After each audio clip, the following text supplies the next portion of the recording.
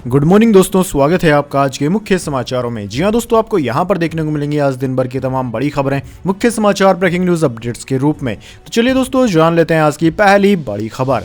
सुनीता केजरीवाल बोली, अरविंद केजरीवाल को जेल में मारने की साजिश, आम आदमी पार्टी का आरोप। दिल्ली सीएम को इंसुलिन नहीं दी जा रही, आतिशी इंसुलिन लेकर जेल पहुंची।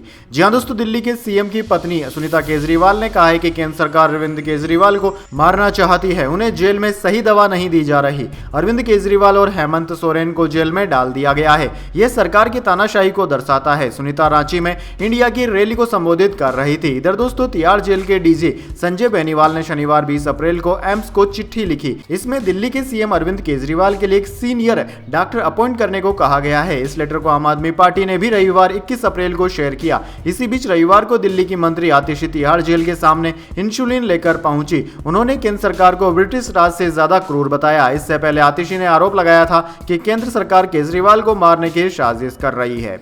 चलिए दोस्तों, जान लेते हैं इसके बाद अगली बड़ी खबर। जो मैदान छोड़कर भागे वे राजस्थान से राज्यसभा में आए, प्रधानमंत्री मोदी का सोनिया गांधी पर निशाना। जी हां दोस्तों, प्रधानमंत्री नरेंद्र मोदी ने राजस्थान के जालोर में कहा कि देश कांग्रेस को उसके पापों की सजा दे रहा है। जो पार्टी कभी 400 सीटें जीतती थी, वह इस लोकसभा चुनाव में 300 सीटों पर ही चुनाव लड़ने में समर्थ है। प्रधानमंत्री ने चुनावी रैली में कहा कि पहले चरण के मतदान में आधे राजस्थान ने कांग्रेस को सजा दी है। देशभक्ति से ओतप्रोत राजस्थान जानता है कि कांग्रेस कभी भी भारत को मजबूत नहीं बना सकती। उन्होंने कहा कि देश नहीं चाहता कि 2014 से पहले वाले हालात वापस आएं। प्रधानमंत्री मोदी ने कांग्रेस नेता सोनिया गांधी पर परोक्ष रूप से हमला बोलते हुए कहा कि जो लोग चुनाव नहीं लड़ सकते, चुनाव नहीं जीत सकते, वे मैदान छोड़कर भाग आए हैं। इस बार वे राजस्थान से राज्यसभा में आए हैं। कांग्रेस की हालत बहुत खराब है। दोस्तों, आपकी जानकारी के लिए बता दें, फरवरी में राजस्थान से राज्यसभा के लिए चुने गए सांसदों में कांग्रेस की पूर्व अध्यक्ष सोनिया गांधी भी शामिल थी। इसी के ऊपर प्रधानमंत्री मोदी ने तंज कसा। चलिए दोस्तों, जान लेते हैं इसके बाद अगली बड़ी खबर। चुनाव आयोग का शिवसेना उद्धव ठाकरे को नोटिस, कैंपेन सॉन्ग से भवानी शब्द हटाने को कहा। उद्धव बोले, नहीं हटाऊंगा, जो करना है करें। जी हां दोस्तों, चुनाव आयोग ने रविवार को शिवसेना को नोटिस भेजकर कैंपेन सॉन्ग से भवानी शब्द हटाने को कहा है। आयोग ने कहा है कि यह शब्द हिंदू देवी से जुड़ा हुआ शब्द है। इलेक्शन में इस तरह के धार्मिक नारे का इस्तेमाल नहीं कर सकते। आयोग के नोटिस पर उद्धव ठाकरे ने नाराजगी जाहिर करते हुए कहा कि वे अपने थीम सॉन्ग से भवानी शब्द नहीं हटाएंगे। आयोग को जो कार्यवाही करनी है वह करे। उद्धव ने आगे कहा कि बीजेपी नेता कई बार धर्म के नाम पर वोट मांग चुके हैं, लेकिन उनके खिलाफ कार्यवाही नहीं हुई। चुनाव आयोग पहले प्रधानमंत्री नरेंद्र मोदी और गृह मंत्री अमित शाह पर कार्यवाही करे। दरअसल दोस्तों, उद्धव गुट ने इलेक्शन कैंपेन के लिए 16 अप्रैल को प्रमोशनल सॉन्ग रिलीज किया था, जिसमें भवानी शब्द का जिक्र है। चलिए दोस्तों, जान लेते हैं इसके बाद अगली बड़ी खबर। हेल्थ इंश्योरेंस के नियम में बड़ा बदलाव, अब 65 की उम्र पार कर चुके लोग भी ले सकेंगे नई पॉलिसी। जी हां दोस्तों, अगर आपके माता पिता बुजुर्ग हैं और उनकी उम्र 65 साल से अधिक है और आप उनके लिए हेल्थ इंश्योरेंस पॉलिसी लेना चाहते हैं, तो फिर अब आपके लिए यह मुमकिन होगा। दरअसल दोस्तों, बीमा नियामक इरडाई ने हेल्थ इंश्योरेंस खरीदने से संबंधित नियमों में बड़ा बदलाव किया है और पॉलिसी खरीदने वाले व्यक्तियों के लिए 65 साल की उम्र सीमा घटा दी है। इससे पहले ग्राहक केवल 65 साल की उम्र तक ही नई हेल्थ पॉलिसी खरीद सकते थे।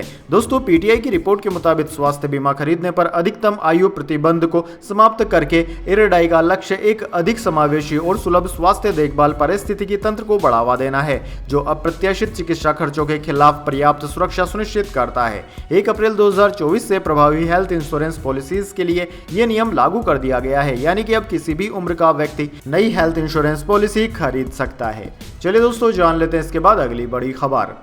हांगकांग ने एवरेस्ट और एमडीएच मसाले पर बैन लगाया। दोनों कंपनियों के करी मसालों में पेस्टिसाइड्स की मात्रा ज्यादा, इससे कैंसर का खतरा।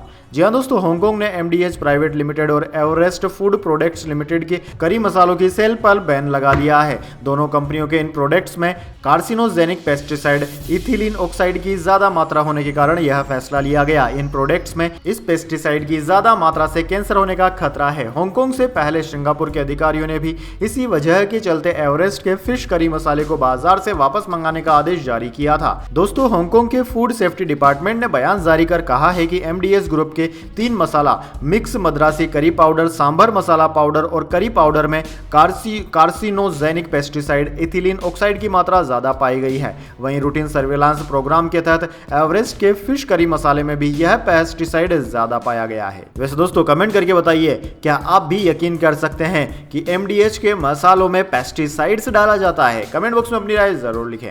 चलिए दोस्तों जान लेते हैं इसके बाद अगली बड़ी खबर। खड़गे बोले राहुल गांधी को फूड पॉइजनिंग, सतना में कहा महंगाई और बेरोजगारी से सिर्फ मोदी खुश, गरीब मर रहे हैं। जी हाँ दोस्तों, कांग्रेस के राष्ट्रीय अध्यक्ष मल्लिकार्जुन खड़गे ने कहा है कि मैं कई जगह घूमा हूँ, जहां भी गया वहां लोगों के प्रमुख मुद्दे महंगाई, बेरोजगारी है। महंगाई गरीबों की कमर तोड़ रही है, जान ले रही है, कोई खुश नहीं है। एक ही आदमी मोदी खुश है। लोग गरीबी में रहें, उनको खाना न मिले, उनकी आमदनी न बढ़े, यही मोदी का मेन मकसद है। उनका स्लोगन है सबका साथ सबका विकास, बाकी लोगों का सत्यानाश। खड़गे कांग्रेस के स्टार प्रचारक राहुल गांधी का दौरा कैंसिल होने के बाद सतना में सभा को संबोधित करने पहुंचे थे।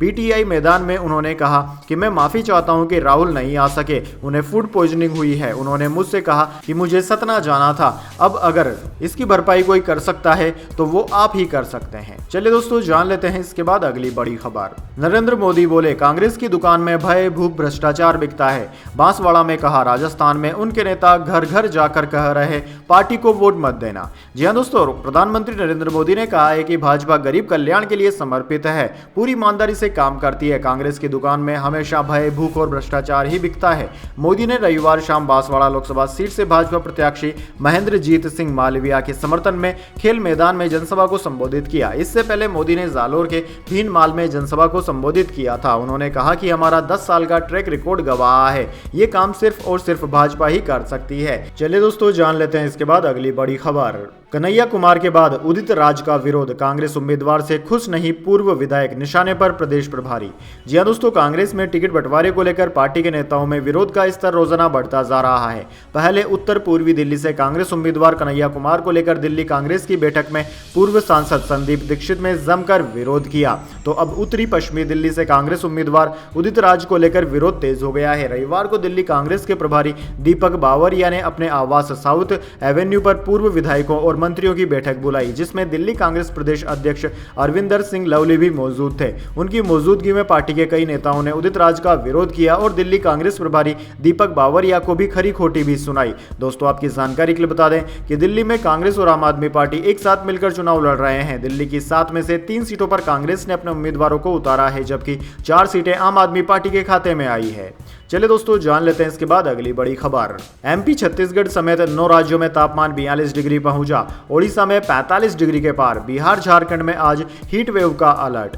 जी दोस्तों, मौसम विभाग ने देश के 4 राज्यों के लिए आज हीट वेव का अलर्ट जारी किया है। इनमें बिहार, झारखंड, ओडिशा और पश्चिम बंगाल शामिल है। इन राज्यों में शनिवार को तापमान 42 डिग्री के पार पहुंच गया था। इसके अलावा दोस्तों छत्तीसगढ़, उत्तर प्रदेश, मध्य प्रदेश, आंध्र प्रदेश, तमिलनाडु, पुडुचेरी, गुजरात और महाराष्ट्र में भी तापमान 42 डिग्री के करीब रिकॉर्ड किया गया है।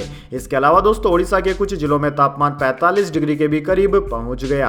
वहीं दोस्तों राष्ट्रीय राजधानी दिल्ली में भी तापमान बढ़ने का दौर शुरू हो गया है। यहां आज का तापमान 48 डिग्री के करीब पहुंच गया। साथ ही 30 किलोमीटर प्रति घंटे की रफ्तार से हवाएं भी चल रही है। हालांकि लू चलने का अलर्ट नहीं है। इसके अलावा दोस्तों देश में गर्मी के दौर के साथ साथ 26 राज्यों में बारिश का अनुमान भी जताया गया है। चलिए दोस्तों जान लेते हैं इसके बाद अगली बड़ी खबर। जेएनयू की वाइस चांसलर बोली यहां मुफ्तखोरों की समस्या, स्टूडेंट अपने कोर्स की अवधि से ज्यादा रुकते हैं, बिना अनुमति गेस्ट आते हैं। जी हां दोस्तों, दिल्ली की जवाहरलाल नेहरू यूनिवर्सिटी की वाइस चांसलर शांति श्री धूलीपुड़ी पंडित ने बताया कि यूनिवर्सिटी फ्री लोडर्स यानी कि मुफ्तखोरों से परेशान है। यहां कई स्टूडेंट अपने कोर्स की अवधि पूरे होने के बाद भी हॉस्टल में रह रहे हैं।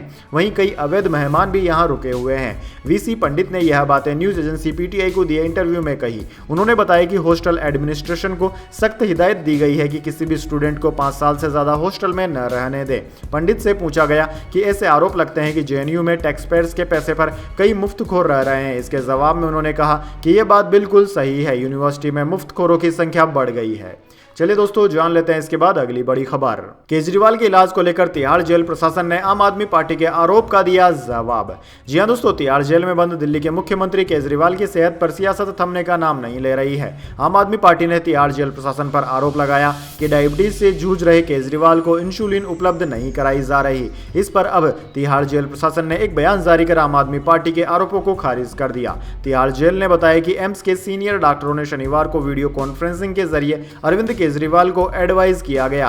लगभग 40 मिनट की बातचीत के बाद केजरीवाल को आश्वासन दिया गया कि कोई गंभीर चिंता की बात नहीं है और एम्स के डॉक्टरों ने उन्हें निर्धारित दवा जारी रखने की सलाह दी है, जिसका नियमित आधार पर मूल्यांकन और समीक्षा की जाएगी। चलिए दोस्तों जान लेते हैं इसके बाद अगली बड़ी खबर। हेमंत सोरेन के साथ हुए अन्याय के लिए झारखंड की जनता बीजेपी को मुंह तोड़ जवाब देगी, तेजस्वी यादव ने कहा।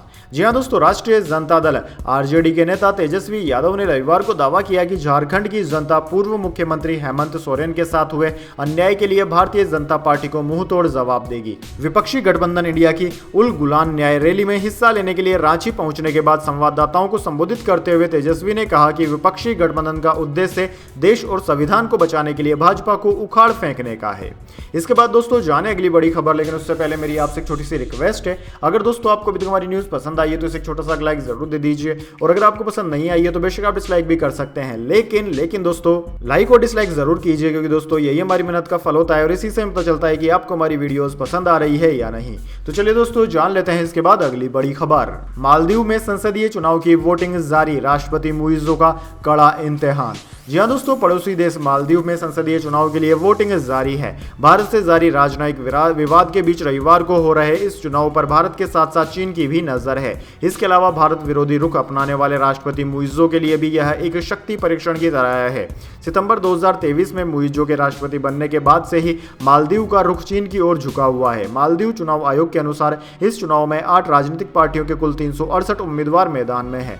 93 निर्वाचन क्षेत्रों में हो रहे चुनाव में 2.8 लाख से अधिक मतदाता 602 मतदान केंद्रों पर अपने मताधिकार का प्रयोग करेंगे। मालदीव के चुनाव आयोग ने 3 मतदान केंद्र कोलंबो, त्रिवेंद्रम और कुआलालंपुर विदेशों में भी बनाए हैं। चलिए दोस्तों जान लेते हैं इसके बाद अगली बड़ी खबर। बीजिंग समेत चीन के लगभग आधे प्रमुख शहर डूब रहे, तेजी से धंस रही जमीन, ग्राउंड वाटर का दोहन और बड़ी इमारतें इसके लिए जिम्मेदार। जी हां दोस्तों, बीजिंग समेत चीन के लगभग आधे प्रमुख शहर डूब रहे हैं। यह शहर देश के पूर्वी हिस्से और तट के किनारे है। इसका कारण है तेजी से निकाला जा रहा ग्राउंड वाटर और बड़ी इमारतों का भारी वजन। साइंस जर्नल की एक रिसर्च में यह जानकारी सामने आई है। वहीं दोस्तों रिपोर्ट में कहा गया है कि अगले 16 साल यानी कि 2120 तक चीन की तटीय आबादी का लगभग 10% हिस्सा यानी कि 5.5 करोड़ से 12.5 करोड़ लोग इससे प्रभावित हो सकते हैं। यह रिसर्च चीन के 20 लाख से ज्यादा आबादी वाले 82 शहरों में 2015 से 2022 के दौरान कंडक्ट की गई है। चलिए जान लेते हैं इसके बाद अगली बड़ी खबर। इजरायली सेना के कट्टरपंथी दस्ते को बैन करेगा अमेरिका, इस पर फिलिस्तीनियों पर अत्याचार के आरोप। नेतन्याहू के मंत्री बोले हद पार न करे यूएस। जी हाँ दोस्तों, इजराइल हमास जंग के बीच अमेरिका इजराइल की डिफेंस फोर्स IDF की एक बटालियन पर बैन लगाने की तैयारी में है।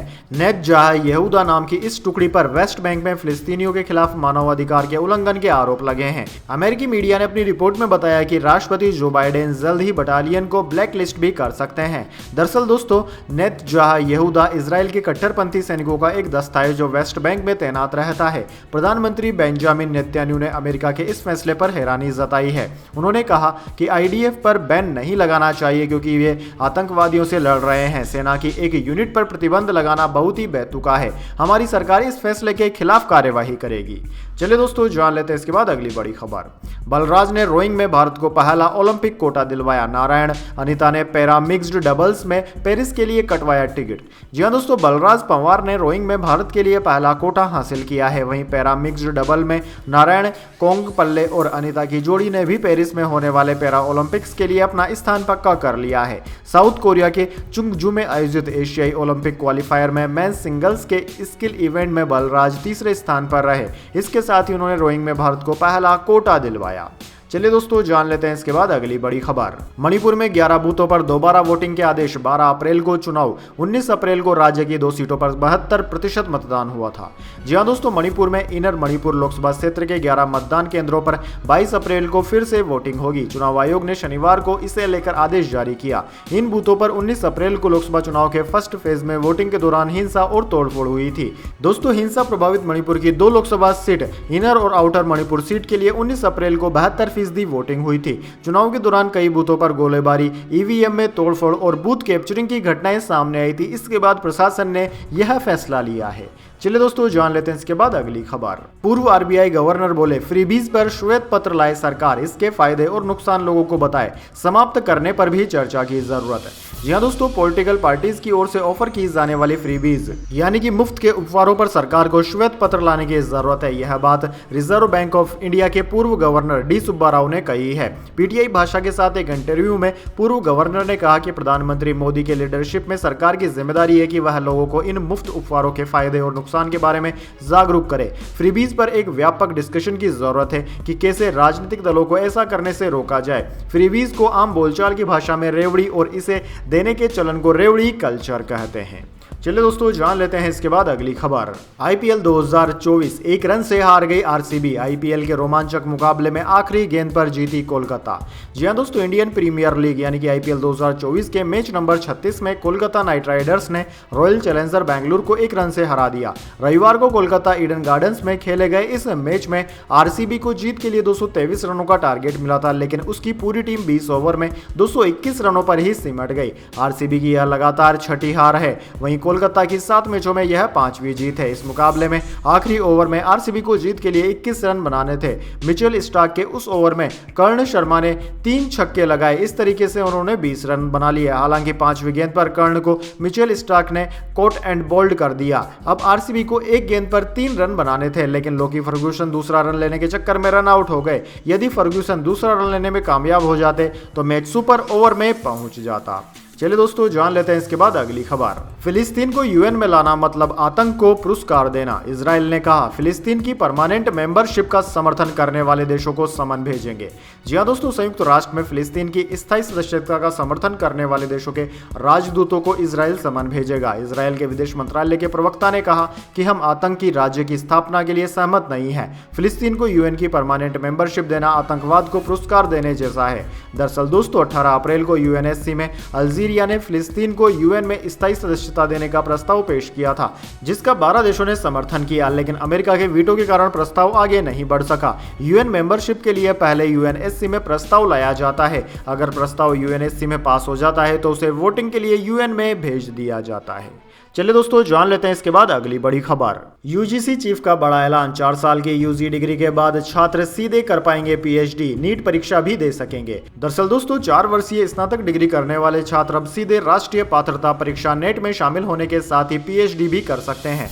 विश्वविद्यालय अनुदान आयोग के अध्यक्ष जगदीप कुमार ने यह जानकारी दी। जूनियर रिसर्च फेलोशिप के साथ या उसके बिना पीएचडी करने के लिए अभ्यर्थियों को अपने 4 साल के स्नातक पाठ्यक्रम में न्यूनतम 75% अंक या समकक्ष ग्रेड की आवश्यकता होगी। अब तक नेट के लिए अभ्यर्थियों को न्यूनतम 55% अंकों के साथ मास्टर डिग्री की भी आवश्यकता होती थी। कुमार ने पीटीआई को बताया कि 4 साल की स्नातक डिग्री वाले अभ्यर्थी अब सीधे पीएचडी कर सकते हैं और नेट परीक्षा में भी शामिल हो सकते हैं। ऐसे उम्मीदवारों को जिस भी विषय में वे पीएचडी करना चाहते हैं उसमें करने की अनुमति होगी, भले ही उन्होंने किसी भी विषय में 4 वर्षीय स्नातक डिग्री प्राप्त की हो।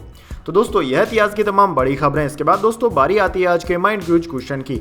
जी हां दोस्तों, एक आसान से सवाल का जवाब देकर आप जीत सकते हैं एक सरप्राइज गिफ्ट हमारे यूट्यूब चैनल की ओर से। तो दोस्तों, आज का सवाल आपकी स्क्रीन पर आ चुका है। भारत में प्रधानमंत्री बनने के लिए कितनी लोकसभा सीटों का समर्थन आवश्यक है? जी हां दोस्तों, अगर आप जानते हैं कि प्रधानमंत्री पद के लिए कितनी लोकसभा सीटों की आवश्यकता होती है तो जल्दी से कमेंट बॉक्स में उनकी संख्या लिख दीजिए। अगर दोस्तों आपका जवाब होता है एकदम सही और आप चुन जाते हैं लकी विजेता के रूप में, तो आपको मिल सकता है एक सरप्राइज गिफ्ट हमारे यूट्यूब चैनल की ओर से। तो दोस्तों जल्दी से अपना उत्तर कमेंट बॉक्स में लिख दीजिए, वीडियो को लाइक कर लीजिए, चैनल को सब्सक्राइब करके बेल आइकन भी दबा लीजिए। धन्यवाद। वंदे मातरम। जय हिंद, जय भारत।